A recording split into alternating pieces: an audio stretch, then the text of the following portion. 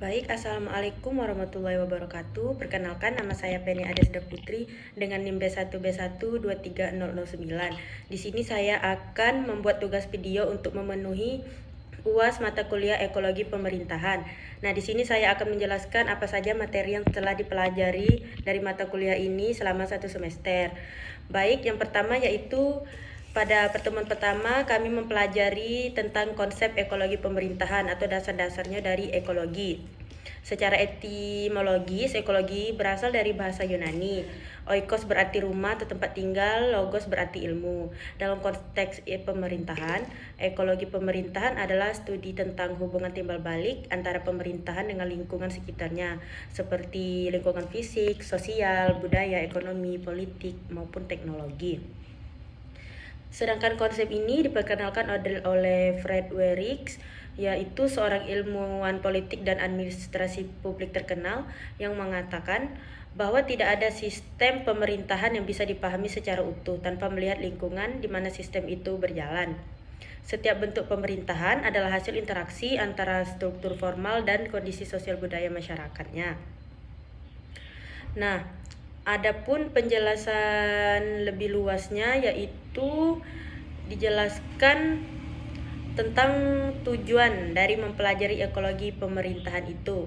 Nah, adapun tujuan dari mempelajari ekologi yaitu mendapatkan pengetahuan yang tentang komponen interaksi dalam pemerintahan, memahami hubungan timbal balik antara pemerintah dan masyarakat serta lingkungan, menganalisis lingkungan internal dan eksternal pemerintahan, serta menyusun strategi dalam interaksi pemerintahan dan lingkungan dan alam. Nah, selanjutnya yaitu ada materi penyelenggaraan pemerintahan. Penyelenggaraan pemerintahan atau proses pelaksanaan kewenangan oleh lembaga negara untuk mencapai tujuan seperti keadilan, kesejahteraan rakyat, dan ketertiban umum. Nah, di slide selanjutnya dari materi ekologi itu dijelaskan ada saja kegiatan pokok dalam penyelenggaraan pemerintahan, yaitu meliputi seperti perumusan kebijakan, pembuatan dan implementasi kebijakan, serta pengawasan dan evaluasi terhadap pelaksanaan kebijakan. Baik, selanjutnya yaitu ada materi tentang faktor-faktor yang mempengaruhi penyelenggaraan pemerintahan.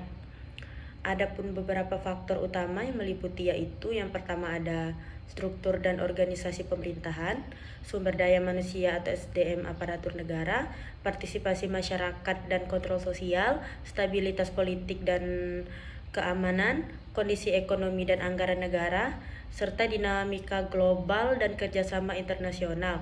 Nah, selanjutnya yaitu ada kepemimpinan dan pengambilan keputusan.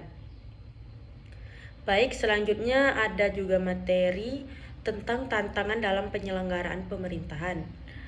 Penyelenggaraan pemerintahan menghadapi beberapa tantangan yang serius seperti korupsi, penyalahgunaan kekuasaan, kelemahan birokrasi yang berbelit-belit seperti masalah pada umumnya yang sekarang sedang marak-maraknya, minimnya partisipasi masyarakat, ketimpangan pembangunan, distribusi sumber daya, dan kesenjangan antara pusat dan daerah.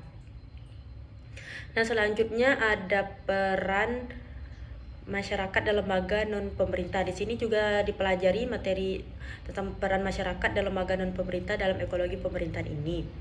Lembaga swadaya masyarakat, organisasi sipil, dan sektor swasta juga memiliki peran yang penting. Selanjutnya yaitu kami juga mempelajari tentang pentingnya mempelajari ekologi agar kita bisa melihat bagaimana pemerintah berinteraksi dengan lingkungan dan masyarakatnya, serta dengan mempelajari materi ekologi pemerintahan ini kita bisa ikut serta terlibat aktif sebagai warga negara dalam menciptakan pemerintahan yang bersih, adil, adaptif terhadap tantangan zaman. Nah, baik, sekian penjelasan saya tentang materi yang dipelajari dari 1 semester ini. Jika ada kekurangan saya mohon maaf. Saya akhiri. Wassalamualaikum warahmatullahi wabarakatuh.